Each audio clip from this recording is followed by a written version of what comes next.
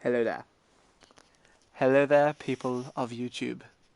My fellow Minecrafters, subscribers, hopefully future subscribers. Welcome to the channel if you're new here.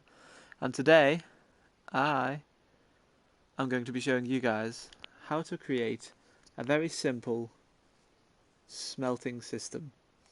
Okay, this smelting system will allow you to sort of leave your items in bulk to be smelted and not have to keep standing there removing the items and placing in new items, things like that. So let's get started. What you guys are going to need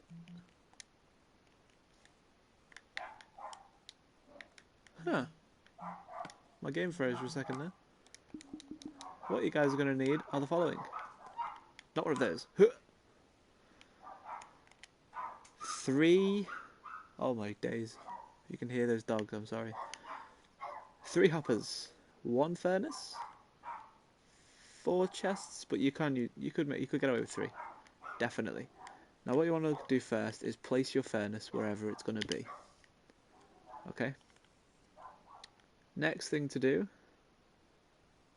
is place a, let me get out this, hopper on top and a hopper at the side. I always put it at the back because if, for example, you are using it in a wall, it sort of minimises the exposure of all the horrible looking crap. Okay, on top of these hoppers you're going to want to place chests. Boop, boop, boop, boop, boop, boop, boop. Now you're going to want to go underground here. What I normally do, I'll leave that in for now. What I normally do is place that there. So that's your 3 hoppers, 1, 2, 3. And the reason I said 4 chests is because you can make it a double. Let's stick with 3. So 3 hoppers, 1 furnace, 3 chests. And that is it done. That is built, okay? Then what you're going to want to do is put a fuel source in. Now lava buckets are not really... actually, yeah, you might be able to get away with lava buckets. I would say use blocks of coal. So I'm not sure whether the buckets will be automatically taken out once used. So I'd remove that. So I've used a block of coal or just coal. According to Bean, a block of coal, which takes 9 coal to make, will burn slightly more than 9 coal individually will burn. So I would say make all your coal into blocks of coal before placing them in. Now what you're going to want to do, let me just get 64 of these. And let's get something to smelt. Let's make some gold. You're going to want to put your item ready to smelt in the top and your fuel source at the back. So fuel source in here, and as you can see it'll start draining the bottom of the furnace into the fuel. Then place your ores in the top and the smelting begins. Now this will fill up to 64 and the chest will fill up the hopper too once the furnace is full. So if you're not sitting your items in your chest but they're not in your furnace yet, say you put a few different resources in, you're wondering where they are, check the hopper before you start panicking. I've done that a few times. But yeah, as you can see, this will smelt away, and what you start to get are gold ingots. Now let's take some of these out and place in some iron ore at the top, just to show you how this works. So because there's a different ore in there, the gold, the iron ore will be backed up in the hopper, so not to worry there. So once this gold ore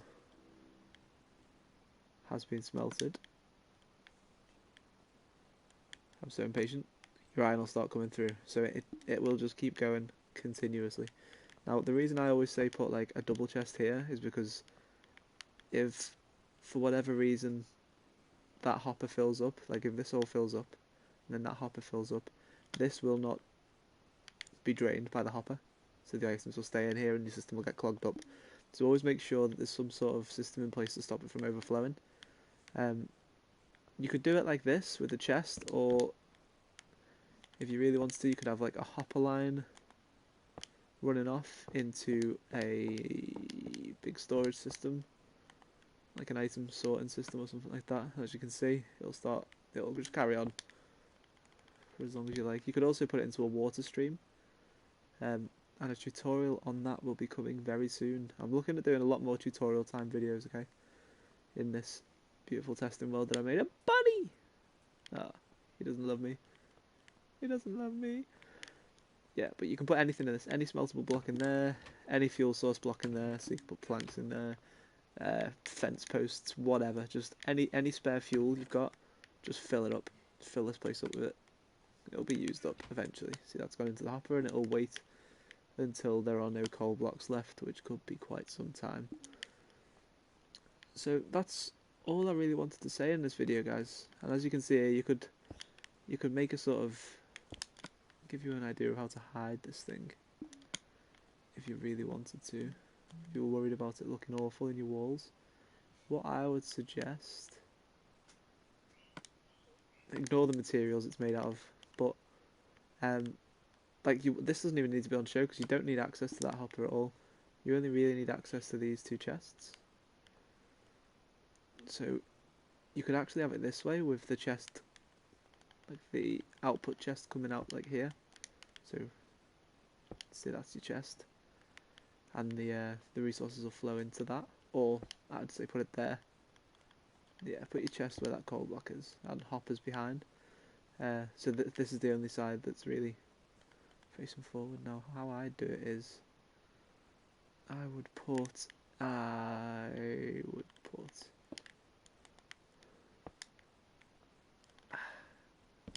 an upside down stair there, which, if you let me show you for a second,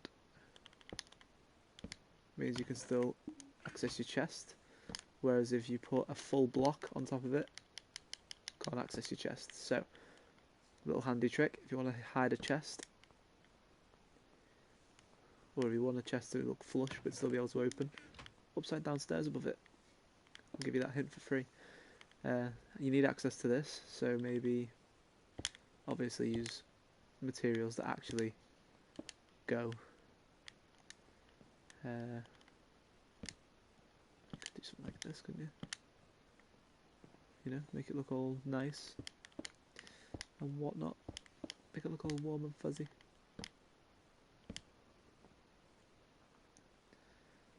And again, you can block off the front of these, no problem. But you couldn't block off the front of that one, so you'd need like another upside down stair in there. I haven't bothered doing it now, but yeah, that's one way you could do it. You could have it like that, because then you've got like your fuel, whatever you're burning up there, your fuel in there, output chest there, and it looks pretty good. You could put that in the centre of a staircase. Yeah, I'd have gone for that, to be honest. Yeah, alright, cool. So that's just a quick little tutorial for you guys, showing you how you can very, very quickly get a little bit of automation going on in your base with just a bit of iron. That's probably the most expensive thing, the iron and the wood used for that. Furnaces are nothing, chests are nothing really. Yeah guys, I'm hoping you've enjoyed this, and I'm hoping you found it helpful. Really hope you found it helpful. If you have stayed with me this far, please do not hesitate to leave a like, comment down in the description if you guys have got any questions, subscribe, share the love.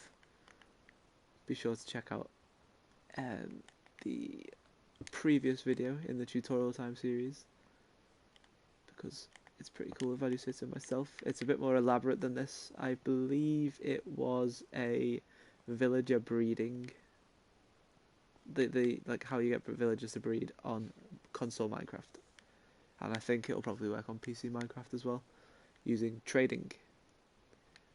And then the tutorial time video before that was an iron farm tutorial, so be sure to check those out, guys. Much more of these mini tutorial vids to come, and I think I'm going to leave it there because I am just chatting. Yeah, Yeah, you guys knew what I was going to say. I can't say it because some of you viewers are young and impressionable. And I don't want you guys copying me. You can copy this. Just don't copy my language. And stay away from the Battlefield live streams if you're not meant to be listening to bad language. I do apologise to any of my viewers that have watched that. All I can say was catastrophe. That's how I could describe it. A catastrophe. It got me rather frustrated. But anyway, I hope you guys have liked this tutorial. As I said before, please be sure to subscribe.